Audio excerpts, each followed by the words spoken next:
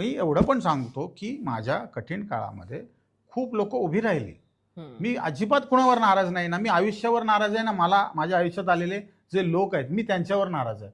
माझ्या खूप ते लोक माझ्या कठीण काळामध्ये सगळे उभे राहिले, माझ्या पाठीशी उभे राहिले, माझ्या बायकोच्या पाठीशी उभे राहिले, कळलं का?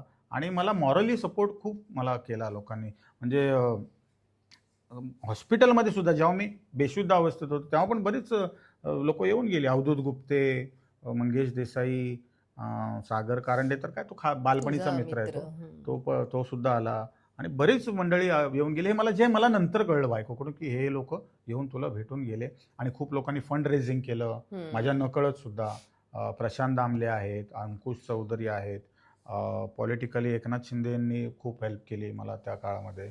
आणि असे बरेच लोक आहेत की ज्यांनी माझ्या पाठीशी उभे राहिले. त्यामुळे या ज्या छोट्या छोट्या गोष्टी आहेत ना, हे मी खूप मागे टाकून आलोय. सी, आयुष्यापुढे काहीच नसतं. बरोबर. जेव्हा तुझं आयुष्य जाणार होतं तेव्हा तुला किती लोकांनी हेल्प केली हे फार महत्वाचं आहे. महत्वाचं कुणी आहे. नाही केली हे इम्पॉर्टंट अजिबात नाहीये. उघडत बसणं काही पॉईंट महत्वाचं. नाहीये.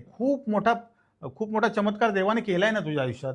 समजा काही लोकांचं आयुष्य तेवढंच असतं. आय वॉज, किती वय होतं माझं आता, मी 38 इयर्सचा होतो जेव्हा हे सगळं झालं तेव्हा. सो खूप लोक जातात, 30शीत जातात, 35शीत जातात. मी एक गेलो असतो, कोणाला काय फरक पडला असता. पण परमेश्वराने मला माझ्या कुटुंबासाठी पहिलं मला जिवंत ठेवलं. आणि जर उर्वरित आयुष्य माझं जर प्रेक्षकांसाठी असेल तर मी पुन्हा एकदा त्यांना खळखळून हसवायला तयार आहे. असं मी प्रांजळपणे खूप पॉझिटिव्हरित्या आयुष्य जगतोय. भले काम असो नाहीतर नसो, कळलं का? तो मला चालवतोय आणि ह्या पुढेही तो परमेश्वरच मला चालवेल याची मला संपूर्णपणे खात्री आहे. मला तुला हे विचारायचंय की राकेश सारंग हे जे नाव घेतलं, जे मोठं प्रस्थ आहे, हो. आता तर मालिका विश्वातील एक मोठं प्रस्थ आहे. हो. तुझा कधी कॉन्टॅक्ट झाला नाही? आता तुम्ही जसं म्हणाल की मालिकांसाठी म्हण, तुला विचारणा झाली नाही का, किंवा तू तिथे त्यांना भेटला नाहीस का, किंवा अशा पद्धतीने तू इंडस्ट्रीतले काही लोक ज्यांच्या सोबत तू काम केलेस त्यांच्याशी तुझं भेटणं होतं का कामानिमित्त? राकेश सारंग यांच्याविषयी सांगायचं तो वाघ आहे. तो म्हणजे तो टेलिव्हिजन इंडस्ट्रीचा तर वाघ आहे. आणि फू बाय फू हे त्यांनीच मला देव केलेली मालिका आहे, कळलं का? मला पुन्हा एकदा म्हणजे नवरा माझा नवसाची क्रेज आहे, ठीक आहे. पण त्याचा सुद्धा एक लिमिटेड, एक काय म्हणतो त्याला, सिनेमा बघणारी एक मंडळी जी आहे ती जरा वेगळीच, आणि टेलिव्हिजन बघणारी मंडळी वेगळी. तर त्यांनी मला टेलिव्हिजनला त्यांनी घराघरात पोहोचवलं. सो मी त्यांचा खूपच थँक्स मी म्हणतो त्यांना. आणि तुला मी सांगतो, फू बाय फू चालू असतानाच झी मराठीला कुंकू नावाची मालिका लागायची, बरोबर? खूप सुनील पॉप्युलर बर्वे मालिका, आणि सुनील बर्वेची मालिका मृण्मयी. खूप पॉप्युलर होती. तर त्याच्यात सुद्धा त्यांनी मला कॅरेक्टर दिलं होतं, बरोबर? आणि साम मराठीला तेव्हा पुणेरी पुणेरी मिसळ मिसळमध्ये नावाची एक होतास लागायची. तू. कारण मी तेव्हा तिथे हा, होते. एक्झॅक्टली. सो एका वेळेला माझ्या 3 ज्या मालिका चालू होत्या त्या राकेश सारंगांच्याच होत्या, कळलं का तुला? त्यामुळे राकेश सारंगांनी मला खूप काही दिलंय. आणि आत्ता जी लॉकडाऊनमध्ये जी कॉमेडी मेमेडी नावाची मालिका आली, तर तो माझा ह्याच्यानंतरचा भाग होता, ऑपरेशन नंतरचा तो माझा. आणि ऑलरेडी ॲक्टर्स सेटअप झाले होते सगळे. तर मी सरांना फोन केला, म्हटलं सर मी घरीच बसलोय, मला पण पुन्हा काय. अरे तू बरा झालायस का? म्हटलं सर बरा आहे. मग मी तुला वेगळी जबाबदारी देतो, करशील का? तर म्हटलं लेखक आणि दिग्दर्शक तू हो या कार्यक्रमाचा. म्हटलं सर नाही, मला काम करायचं होतं. मला सांग, ॲक्टर मोठा की दिग्दर्शक मोठा? तर म्हटलं ऑब्व्हियसली दिग्दर्शक. मग ती जबाबदारी देतोय मी तुला. मग त्यांनी मला लेखक आणि दिग्दर्शक म्हणून तिकडे ठेवलं. आणि जी माझीच मित्रमंडळी होती ती ऑब्व्हियसली सगळं जो काय घोळका त्यांनी जमा केला होता. सो राकेश सारंगांनी मला खूप काय दिलंय. आता क्राईम पेट्रोल सुद्धा त्यांची चालते, बरोबर? Crime petrol. पण त्यांनी मला सजेस्ट केलं होतं की विकास क्राईम पेट्रोल करू नकोस, कारण त्यातल्या कलाकारांवर एक विशिष्ट स्टॅम्प पडतो, कळलं का? आणि त्यांना बाहेर काम मिळणं मग खूप, आणि आपण खरंच बघतो या गोष्टी, कळलं का? क्राईम पेट्रोलमध्ये ऍक्टर्स बाहेर कुठेच दिसत नाही, अगदी बोटावर मोजण्या इतकी लोक बाहेर कामं करतात. सो त्यांचं सजेशन होतं जे मी लगेच फॉलो केलं होतं. नाही तर त्यांना मला क्राईम पेट्रोलमध्ये काम देणं काहीच कठीण काम नव्हतं, जिकडे ते एवढ्या मोठ्या मोठ्या मालिकांमध्ये त्यांनी मला घेतलं होतं. त्यामुळे राकेश सारंगांचा मी नेहमीच ऋणी राहीन. सागर आणि तुला आम्हाला एकत्र पाहायचंय. तुमचं असं काही एकत्र दोघांचं बोलणं झालंय? कारण तुम्ही दोघेही एक तर लहानपणीचे मित्र आहात. तुम्ही खूप तसे काम केलं असेल, मला वाटतं रंगभूमीवर, जेव्हा तुम्ही कॉलेजचे दिवस आणि आधीचे मी दिवस म्हणते. पण आत्ताचा जो काळ आहे ना, की आता तुमचं दोघांचंही एक नाव आहे इंडस्ट्रीमध्ये. आणि त्यामुळे तुम्ही दोघं एकत्र मिळून काही कराल अशी परिस्थिती पुढे असेल असं तुला वाटतं का? Of course, why not? सागरशी मी तर बोलेन या विषयावरती. आम्ही बरीच कामं केलीत एकत्र. अगदी आम्ही वेन वी वर नो बडी तेव्हा आम्ही गावातली छोटी मोठी नाटकं करायचो. कॉलेजमध्ये काही प्रेझेंटेशन असेल तर ते करायचो. आमच्या बिल्डिंगमध्ये पण सुद्धा मला वाटतं एकदा सागर आणि आम्ही काहीतरी केलं होतं छोटं मोठं. पण आणि तो काय तो मिमिक्री खूप चांगली करायचा, हम्म. त्यामुळे त्याचे परफॉर्मन्सेस जास्त व्हायचे. हम्म. आणि मग नंतर नाटकांमध्ये आम्ही एकत्र काम केलं. भाग 2 मध्ये सुद्धा मी तो पहिल्यापासून होता. मग मी भाऊचा का कोणाचा तर प्रॉब्लेम झाला होता, तर मी त्या रोलसाठी उभा होता. आम्ही ते केलं. आम्ही काही इव्हेंट्स भरपूर केल्या आणि कॉमेडी एक्सप्रेसमध्ये तर आम्ही भरपूर काम केलं. बरीच वर्ष आम्ही हो, एकत्र काम हो, केलं. हो. त्यामुळे आत्ता जे तू म्हणतेस की आत्ता काहीतरी करायला पाहिजे, तर काहीच हरकत नाही. 2 माहीमचे मित्र पुन्हा एकदा एकत्र आले तर काहीच लोकांना हरकत नाही. हम्म, हा, हम्म, बँड्रा आणि शिवाजी पार्कवाले एकत्र येऊ शकतात, तर माहीम मधले एकत्र का नाही येऊ शकत? डेफिनेटली एकत्र यायला काहीच हरकत नाही आणि लोकांसाठी ती मेजवानीच असेल ऑब्व्हियसली. ऑफकोर्स.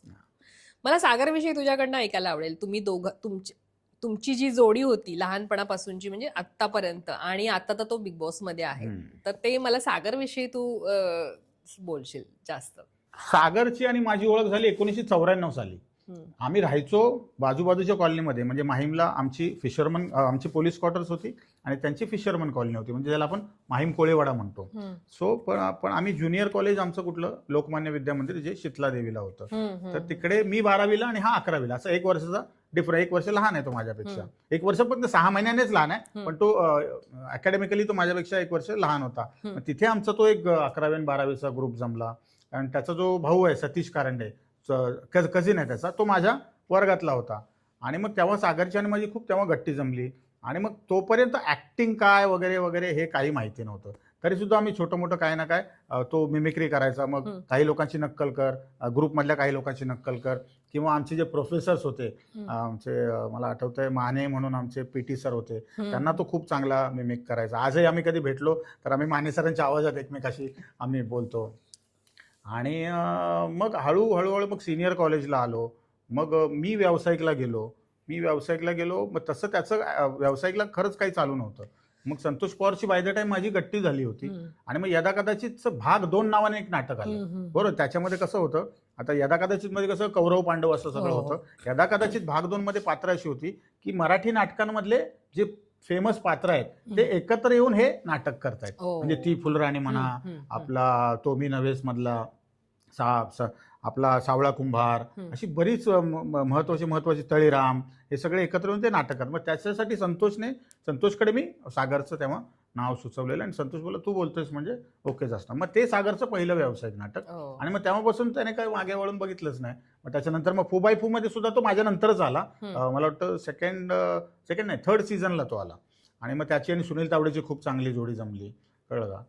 आणि बऱ्याच लोकांनी सांगितलं होतं सागरला, जेव्हा तो आला होता म्हणजे स्क्रीनवर दिसायचा फू बाय फू किंवा, तर त्याला खूप मोठी मोठी नावं होती. ते म्हणायचे की ये नहीं चलने वाला, ये लड़का नहीं चलने वाला.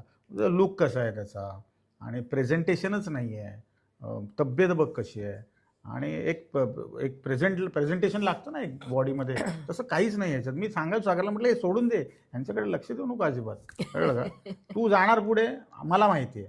मी काय देखणार होतो, ऋतिक रोशन होतो, आलो ना इथपर्यंत, तसं तू पण येणार. असं मग कालांतराने हळूहळू काळ गेला. कॉमेडी एक्सप्रेस संपलं, मग त्याने त्याची वाट पकडली, मी माझी वाट पकडली. आणि मग मी जास्तीत जास्त नाटकांकडे वळत राहिलो. पण एका स्टेजला मी नाटकं संपवली आणि मी जो 8-10 वर्षांमध्ये मी 45 पिक्चर केले. मी नाटक संपवून ऑलमोस्ट 45 फिल्म्स मी केल्या. पण सागरने तेव्हा तेवढं फिल्म्स नाही केल्या, कारण त्याला टेलिव्हिजनला कामं मिळत राहिली. मग हवा येऊ दे आलं आणि त्याचं जीवन अक्षरशः बदलून गेलं. म्हणजे ओव्हरनाईट म्हणतात ना, ओव्हरनाईट हे सगळे लोक फेमस झाले होते. फारच गमतीशीर प्रकारे त्यांनी तो कार्यक्रम सुरू केला होता मुलाखतीचा, पण तो लोकांना एवढा आवडला की प्रत्येक जण त्यातला एक कॅरेक्टर स्टार झालं. आणि त्या लोकांनी खूप म्हणजे इकॉनॉमिकल पण खूप छान कमवलं आणि लोकांचं प्रेमही कमवलं. So Sagar is a wonderful actor, कळलं का. पण अजून त्याचं जे कॅलिवर आहे त्या टाईपचा रोल त्याला अजूनही मिळायचा बाकी आहे, आणि त्याला तो मिळणार. बिग बॉस मध्ये कसा खेळतोय? बिग बॉस मध्ये मस्त खेळतोय, मस्त खेळतोय, मस्त. मी काय फार बघत नाही, पण तरी सुद्धा सुरुवात त्याने केल्यामुळे मी सुरुवातीचे बरेच भाग बघितले.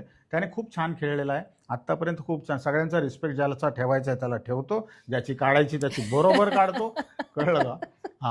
हां, फक्त त्याने थोडा एंटरटेनमेंटचा भाग अजून थोडासा त्यातला वाढवला पाहिजे. कारण कसं आहे, आपल्याला जे जास्त येतं ना ते जास्त लोकांना दाखवायला पाहिजे, कळलं का. अनएक्सपेक्टेड, अरे असं होता का म्हणे, काही वेळा झालं, पण तो उत्तमरित्या खेळतोय. मागे पण म्हणालो की त्याला आता बॅट त्याच्या हातात आलेली, पिचवर आलेला आहे तो, आणि तो मस्त बॅटिंग करणार आहे. आणि माझी मनापासून इच्छा आहे की सागर कारंडेने ती बिग बॉसची ट्रॉफी Trophy. जिंकावी. कळलं का? So it will be a great great moment for me. तुला विचारणा झाली गेल्या काही वर्षात आता बिग बॉस हो, माझं नाही बघ, 2 वेळा माझं बिग बॉसच्या घरात जायचं राहून गेल्याचं एकमेव कारण होतं ते माझं ब्रेन हॅमरेजचं ऑपरेशन ते मध्ये आलं.